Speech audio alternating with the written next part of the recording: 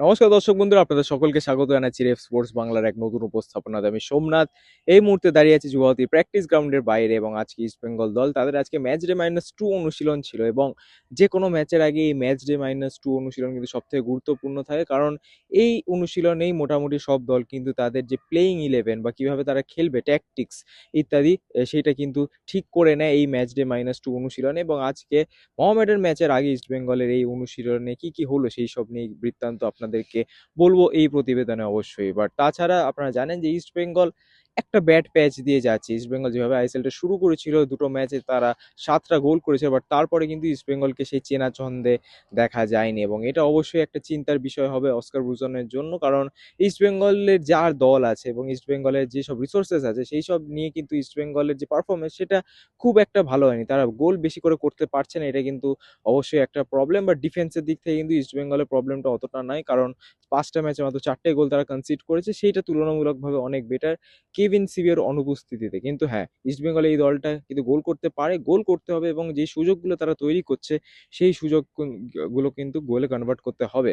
এবং আজকের অনুশীলনে যদি কথা বলি, তাহলে অবশ্যই ইস্ট বেঙ্গলের যে প্লেইং ইলেভেন সেটা অবশ্যই আপনাদেরকে বলবো। কিন্তু তাছাড়া আজকে ইস্ট বেঙ্গল অনুশীলনে কিন্তু দেখা গেল তারা অনেক বেশি ফোকাস করছে গোল করার উপরে, অর্থাৎ একটা স্পেশাল অনুশীলন যেখানে কিন্তু বারবার ক্রস তুলে যে দুটো স্ট্রাইকার ইউসুফ এজারি এবং ডেভিড লালেন সাঙ্গা তাদের উদ্দেশ্যে বল ছোড়া হচ্ছিল, এবং তারা কিন্তু সেই বলটা গোল করার চেষ্টা করছিলেন। গোল অনেক একাধিক গোলও করলেন তারা, এবং পাশাপাশি যারা পিছনে থেকে আসছেন যেমন Miguel Ferreira, Saul Crespo, Mohammad Rashid, তারাও কিন্তু পিছনে সেই জায়গাটায় আছে, এবং রিবাউন্ডে তারাও যাতে গোল করতে পারে এরকম একটা কিন্তু অভিনব অনুশীলন করলো। অর্থাৎ যে একটা টিমের যে প্লেইং ইলেভেনটা দেখেন, এবং ফ্রন্ট যে 6জন থাকে স্ট্রাইকার, তার সাথে যার নিচে 3জন, তার সাথে নিচে যে 2জন থাকে, তারা সবাই মিলে গোল করার কিন্তু একটা ওই বিশেষ অনুশীলন আজকে ইস্ট বেঙ্গল করেছে, এবং তারা কিন্তু মোটামুটি বদ্ধপরিকর। মোহামেডান ম্যাচে শুধু জয় না, একটা বড় জয়ের জন্য কিন্তু ইস্ট বেঙ্গল ঝাঁপাচ্ছে, এটা অনুশীলন দেখে কিন্তু বোঝাই যাচ্ছে। এবং একদম প্র্যাকটিসের শেষেরও কিন্তু ইউসুফ এজারি, ডেভিড লালেন সাঙ্গা তারা কিন্তু মাঠেই ছিলেন, এবং গোল করারও কিন্তু তারা চেষ্টা করছিলেন। কখনো পেনাল্টি, কখনো ফ্রি কিক, কখনো সেরকম একই ক্রস দিয়ে গোলে মিট করা, বল মিট করা এবং গোল করা, হেডিং দিয়ে হেড করে বল গোল করা। তো এইসবের মধ্যেই কিন্তু আজকে ইস্ট বেঙ্গলের প্র্যাকটিসটা গেল। খুব যে ইন্টেন্স প্র্যাকটিস হয়েছে তা অবশ্যই নয়, বাট আজকে অনুশীলনের একদম শুরুতে 4:30 থেকে ইস্ট বেঙ্গলের অনুশীলন হওয়ার কথা ছিল, এবং তখন থেকেই কিন্তু আমরা দেখতে পেয়েছি যে প্লেয়াররা কিন্তু ড্রেসিং রুমের ভিতরেই ছিলেন, এবং সেখানে কিন্তু চললো একটা দীর্ঘ 40 থেকে 45 মিনিটের একটা মিটিং, এবং তারপরে 5টা 10 থেকে 15 নাগাদ কিন্তু তারা অবশ্যই মাঠে নেমে প্র্যাকটিস শুরু করলো। অবশ্যই প্রথমে একটুখানি ফিটনেস ট্রেনিং হয়েছে, এবং তারপরেই কিন্তু ইস্টবেঙ্গল চলে গেল একদম একটা হার্ডকোর রন্ডোতে, এবং তারপরেই কিন্তু এগুলো জাস্ট 5 থেকে 10 মিনিট চলেছে, এবং তারপরে 5:30টার থেকে কিন্তু ইস্টবেঙ্গল একদম পুরো দমে শুরু করে দিল অনুশীলন, যেখানে কিন্তু গোল করার উপরেই বেশি ফোকাস করছে এই লাল হলুদ ব্রিগেড। এবং যদি প্লেইং ইলেভেন বলি আপনাদেরকে, তাহলে অবশ্যই ইস্টবেঙ্গল কিন্তু একটা নতুন ফরমেশনে নামতে পারে মোহামেডান ম্যাচে, যেখানে ডাবল স্ট্রাইকারে কিন্তু ইস্টবেঙ্গল স্টার্ট করতে চলেছে।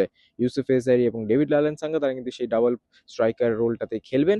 এবং পুরো যদি প্লেইং ইলেভেন একদম ব্যাক থেকে বলি, তাহলে অবশ্যই গোলে প্রাপসুকন সিং গিল, দুটো সেন্টার ব্যাক আনওয়ার আলী এবং Jeakson Singh, left wing back বলবো, লেফট ব্যাক বলবো না, সেখানে কিন্তু খেলবেন পিভি বিষ্ণু, যিনি কিন্তু যার উপরে কিন্তু একটা বড় ওয়ার্কলোড নেওয়ার দায়িত্ব থাকবে, কারণ পুরো লেফট উইং থেকে লেফট ব্যাক বা left wing back, left midfield, সেই জায়গাটা কিন্তু পুরোটা খেলতে হবে বিষ্ণুকে। এবং আপনারা কিন্তু দেখতেই পারবেন বিষ্ণু ওই আপ ডাউন করবে সমানে পুরো ম্যাচে, অর্থাৎ একটা বড় ওয়ার্কলোড কিন্তু নিতে হবে বিষ্ণুকে।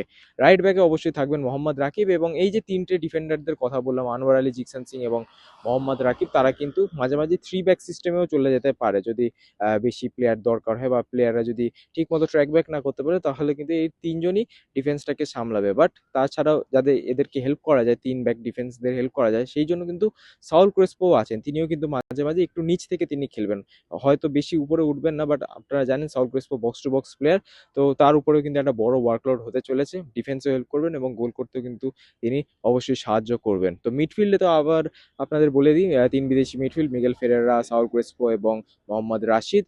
এবং রাইট উইং এর যদি কথা বলি, সেখানে কিন্তু শুরু করতে পারে বিপিন সিং, এবং দুটো স্ট্রাইকার ইউসুফ এজারি এবং ডেভিড আলেন সাঙ্গা। এরকমই কিন্তু একটা প্লেইং ইলেভেন হতে পারে ইস্ট বেঙ্গলের মোহামেডান ম্যাচের এগেনস্টে, এবং সেখানেই কিন্তু আমরা দেখতে পারবো ইস্টবেঙ্গল কেমন খেলে। কারণ অবশ্যই প্রেশার এখন ইস্টবেঙ্গলের উপরে আছে, কিন্তু আবার নেইও। কারণ ইস্টবেঙ্গলের কিন্তু বাইরের থেকে আমরা যতটা বুঝতে পারছিলাম যে 7 পয়েন্ট খোয়ানোর পর কিন্তু ইস্টবেঙ্গল অনেকটাই পিছিয়ে গেছিল।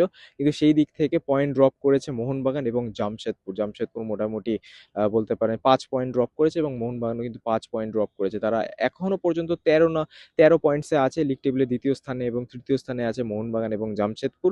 এবং ইস্ট বেঙ্গলের কাছে কিন্তু একটা সুবর্ণ সুযোগ মোহামেডান ম্যাচ জিতে সেই যে পার্থক্যটা তাদের মধ্যে সেটা কমিয়ে নেওয়ার। ইস্ট বেঙ্গল যদি নেক্সট ম্যাচটা জিততে পারে তাদের পয়েন্ট হবে ১১, এবং সেটাই কিন্তু জাস্ট ২ পয়েন্টের গ্যাপ থাকবে মোহনবাগানের থেকে, এবং অর্থাৎ যে সেকেন্ড ফেজ হবে আইএসএল এর, যেটা এই ফিফা ব্রেকের পরে হবে, সেখানে কিন্তু লিগটা এক কথায় পুরো জমে যাবে যদি ইস্ট বেঙ্গল আগামী ম্যাচটা জিততে পারে মোহামেডানের বিরুদ্ধে। তো আজকের প্র্যাকটিস থেকে এতটাই। হ্যাঁ, আরও একটা আপডেট যেটা আপনাদেরকে অবশ্যই একটুখানি বললে আনন্দিত দিতে পারে, সেটা কিন্তু অবশ্যই যে কেভিন সিবিএ তিনি কিন্তু একদম শেষের দিকে, প্র্যাকটিসের একদম শেষের দিকে একটু বল পায়েও কিন্তু তিনি খেললেন। অর্থাৎ তার যে সতীর্থরা ছিল তাদেরকে পাস দিচ্ছিলেন তিনি, লম্বা পাসগুলো দিচ্ছিলেন, শর্ট পাসেস দিচ্ছিলেন, এবং সাইড লাইনে যখন তিনি রিহ্যাব করছিলেন বলগুলো যখন তার কাছে যাচ্ছিল তখন কিন্তু তিনি ওই শর্ট মারার প্র্যাকটিস বা সতীর্থদের কাছে ক্রস দেওয়ারও কিন্তু একটুখানি হলেও প্র্যাকটিস করছেন। অর্থাৎ যে রিকভারিটা কেভিন সিবিএ সেটা কিন্তু ভালো মাত্রায় হচ্ছে, এবং প্রত্যেকদিন কিন্তু কেভিন সিবিএ সুস্থ হয়ে উঠছেন। এটা কিন্তু একটা বড় পজিটিভ, এবং আমরা কনফিডেন্ট যে